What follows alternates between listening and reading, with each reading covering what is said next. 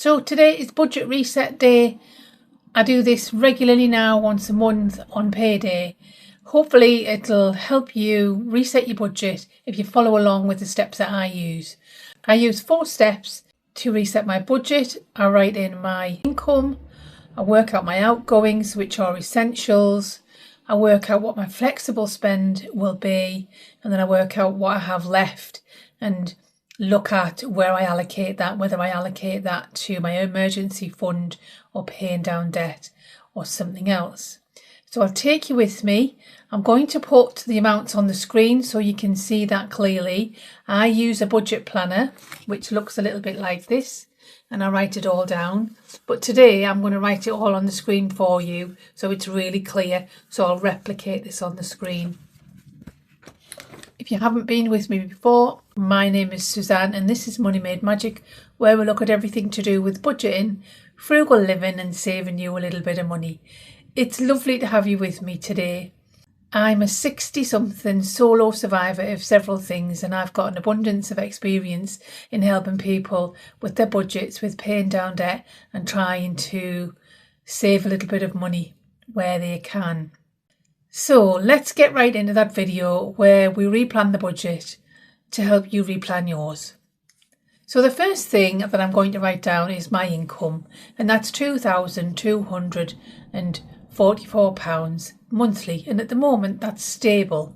It could change in the future, but currently that's what it is, and that comes in on the 21st of every month.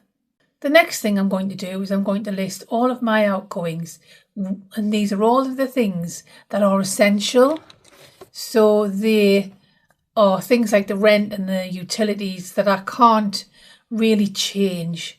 I can't really have a lot of control over, although I would say with utilities you sometimes can, because you can be a bit more mindful, can't you, about what you use. However, these are things that come out direct debit from my account. So the first thing I'm going to put in is the rent, which is £850 a month. The second thing is the council tax, which is £121 a month currently. That is going to come down, but that's not until the new financial year. My water rates are £30 a month currently, and that will be reviewed in the new financial year also, although I'm not again in control of that really. My energy and broadband does fluctuate every month, but I know from looking at my future bills that this month my gas and my electricity and my broadband combined will be £166.23. My home insurance is £17.81. My car insurance is £41, and I would like to review that at some point because I think that's a little bit expensive. I do pay for a TV licence, although I'm not sure why I do because I don't watch much TV, but that's £15 a month currently. I pay for some self-care. Now that is a negotiable, but currently I'm paying that on subscription and I get a number of benefits for that, and that's £15 a month. I have 2 more subscriptions which are due to my YouTube channel. So I have my editing tool, which is £11 a month, and then I pay for YouTube Premium, mainly because I like the meditations, and that's around £13 a month. I have a bank charge, which is £11.50 a month. I pay for my mobile phone, and that's a relatively new contract, and again that's because I'm using it to create content, but I'm not paying any more than I was before I had this new phone. I'm paying the same money, so that's £44 a month. I pay for Netflix at £5.99 a month, something I often think about reviewing, but then when my daughter comes we really enjoy watching a movie. And I put £25 a month away for savings. So the total for all of that is £1,366.48. Now I do have to pay my credit card minimum payments. I pay those every month, and I currently have 3 credit cards because 2 have been paid off, which is brilliant. So the first one, the minimum monthly payment on that is £38.74, and the second one is £43, and the third one is £140. So that's another £221.74 to add on to those total outgoings. So my outgoings are £1,588.22. And that's quite a lot, isn't it? And I'd really love to get those credit cards paid down eventually. That leaves me £655.78, for which I would say I wouldn't call it disposable income. That's the income I have to do things like buy my food, pay for coffees, pay for fuel, those kinds of things. So the next thing I do is I look at those things.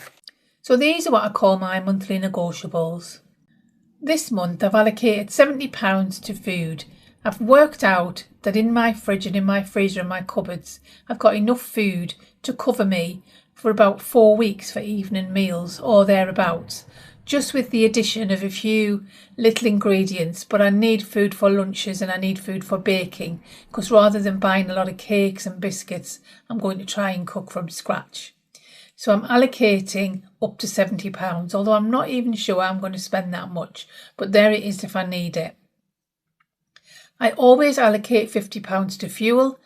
I travel to work 2 days a week and it's about a 30-minute journey. And then I know for a fact this month I've got a longer journey to see my daughter, so I will need some extra fuel for that. I have what I call the coffee budget, which is my leisure budget, which is really, really important to me. I call it the coffee budget, and it isn't just coffee, it's anything I want to do with my friends, etc. So this week, for example, I've got potentially a meal out tomorrow night, something booked in for Wednesday, and off out with another friend on Thursday. Now that could see my coffee budget off, and that's okay, because that will mean that I can't plan to do anything else for the rest of the month. But that doesn't bother me at all. I know what money I've got and I know what I can afford to do, and that allocation is fine for me. I have a budget for cleaning and toiletries, and that's £20. And then I have a budget which I call sundries or miscellaneous, and that's for things like parking the car somewhere or paying into somebody's birthday fund at work if we're having a collection. This month I also need a haircut, so I've allocated £35 for that, because that's what it cost me last time I had it cut. And I pay £22 for someone to come and clean my house once a month, because I work full time. I just need a little bit of help with that. So that leaves me with £403 or thereabouts, which I need to put towards my emergency fund. So my emergency fund currently stands at around £191 and 72 pence, and I want that to be at £2,000.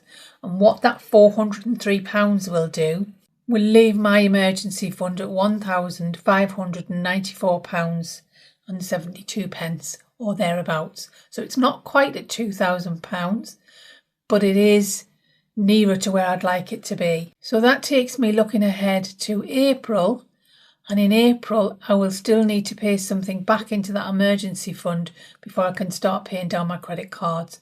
It has been an incredibly difficult period, and let me tell you why. In January and February I had a tax bill and an accountancy bill that I hadn't really saved very well for, so there's lessons to be learned from that, isn't there?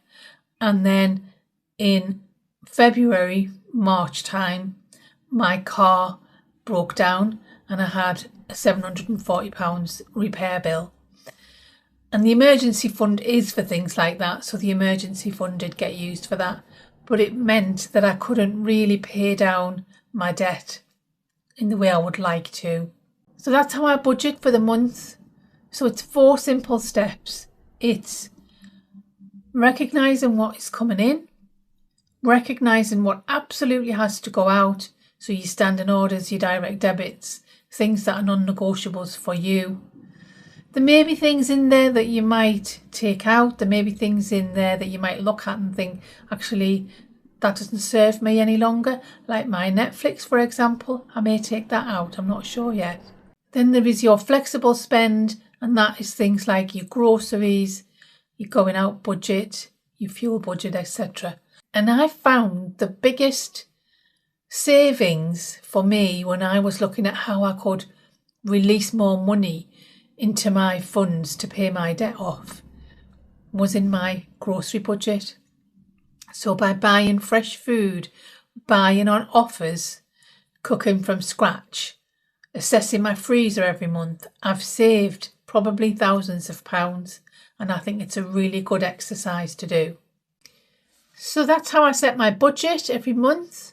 If you'd like a copy of the budget planner, that is available to download. If you like the look of that, it's a really handy tool I've found, and it has changed the way that I've done things in terms of my budget. Aside from this video, I have also done a video where I show you me going around my cupboards and assessing what I've got in and making a shopping list. And then I've also done a grocery haul video as well. And the three of them sit together in a 3 series. So I hope you've enjoyed this little video. It's been lovely having you with me. If you have liked this video, please give us a thumbs up. Subscribe if you haven't already. And hopefully I'll see you again in another video. My name is Suzanne. This is Money Made Magic, where we look at everything to do with budgeting, frugal living and trying to save you a little bit of money. Bye.